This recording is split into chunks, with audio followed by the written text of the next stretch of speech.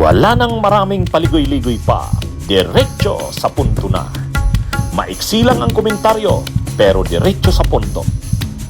Maraming kuro-kuro, may tiwali, may totoo. Dito, sa puntong diretso tayo.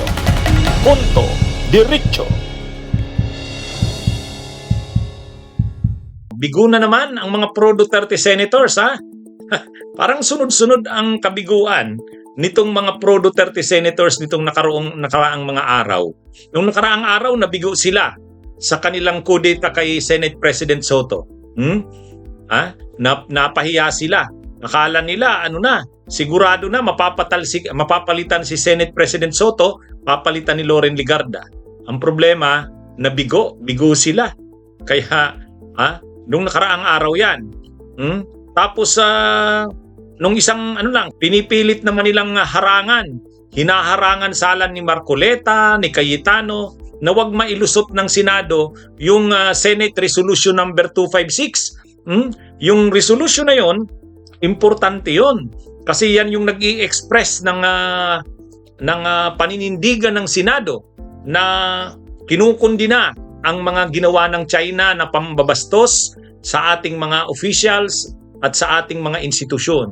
Alam naman natin ang ginawa ng China. Binastos si Senador Kiko Pangilinan, binastos si Senadora Risa, binastos si Commodore J. Tariela, ang tagapagsalita ng Philippine Coast Guard. Kaya nakita ng Senado na dapat manindigan ang Senado. Dapat manindigan ang Senado, kondinahin ang pambabastos ng China at ipakita ang nagkakaisang paninindigan ng Senado at ng mamamayang Pilipino. Ngayon, tinangkasan na itong harangan ni Cayetano. Maraming beses na kung ano-anong mga pagharang ang ginawa ni Cayetano. Nandyan yung pambabastos kay Commodore J. Tariela, nandyan ang pambabastos kay Senador Kiko Pangilinan, pati nga si Ronald Llamas dinamay pa. Pero sa kabila ng mga nakakasukang pinagagawa ni Cayetano na parang lumalabas, parang siya na ang tagapagsalita ng China, parang hindi na siya senador ng bansang Pilipinas.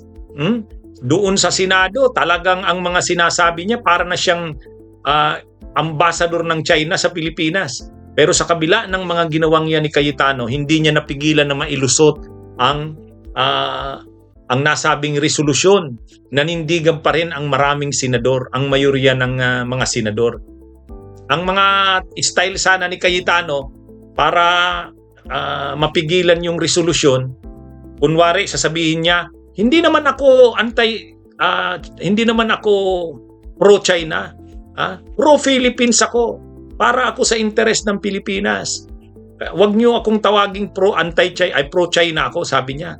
Ang gusto ko lang, maging maayos ang ating mga resolusyon na ilalabas, na wag na tayong manggatong na uminit pa daw ang tensyon sa China. Kaya dapat daw, pag-usapan muna, magkaroon daw muna ng hearing. Magkaroon daw muna ng committee hearing para pag-usapan yung resolution na yon. Kumbaga, pinipilit na Cayetano na wag munang mailusot yung resolution na yon.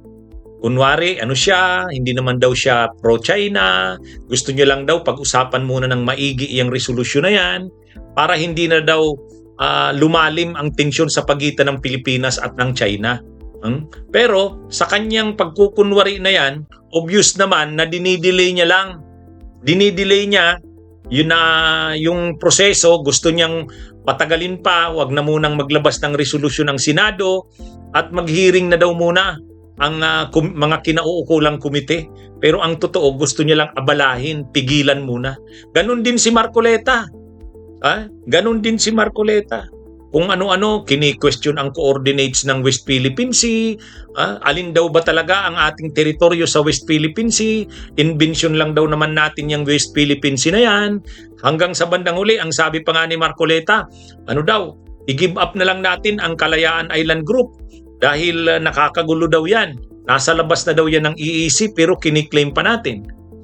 Tapos sabi ni Marcoleta, hindi naman ako kontra sa China. Gusto ko lang mas malinawan ng ating mga kababayan ang issue ng West Philippine Sea. May mga ganun pa silang palusot eh.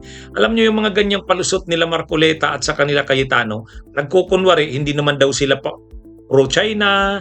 Ang ginagawa daw nila, gusto lang nilang mas maging malinaw ang ating paninindigan kasi pro-Philippines naman daw sila. Pero wag na daw munang ilusot yung resolusyon. Pero sa kabila ng kanilang mga maniobra na yan, hindi pumayag ang mga senador. Ang majority pa rin ng mga senador, 15 yata ang pumirma. 15 ang sumang-ayon na dapat manindigan ang Senado laban sa mga pangbubuli, pangbabastos ng China sa ating mga officials at sa ating mga institusyon. Kaya nakalusot yung Resolution 256. Saludo tayo sa Senado. Hindi nagpatalo, hindi nagpadala sa mga pakulo, mga panlilinlang ng mga senador na pro-China. Ayaw nga nilang tawagin silang Chinators o Chinators. Ayaw nilang tawagin Chinators. Yun kasi yung term na ginamit ni dating Secretary Ronald Llamas. Kasi yung siyam na mga senador na hindi pumirma sa resolution, tinawag niyang Chinators. Yan daw ay nakaka-insulto sa kanila. Pero ang totoo, hindi nakaka-insulto yun sa kanila. Yun naman talaga sila eh. Chinators naman talaga sila eh. Kaya actually nasasaktan sila dun sa tawag sa kanila. Pero ang totoo, yun naman talaga sila, pro-China. Kaya nga maraming mga netizens ang nagre-react na mabuti pa nung panahon ng Hapon, yung mga Pilipinong traidor sa bayan, yung mga makapili, nagtatakip pa ng bayong. Ngayon, hindi na. Itong mga senador na ito na pro-China, hindi na nagtatakip ng bayong sa kanilang mukha. Talagang lantaran, pinapakita nila na pro-China sila.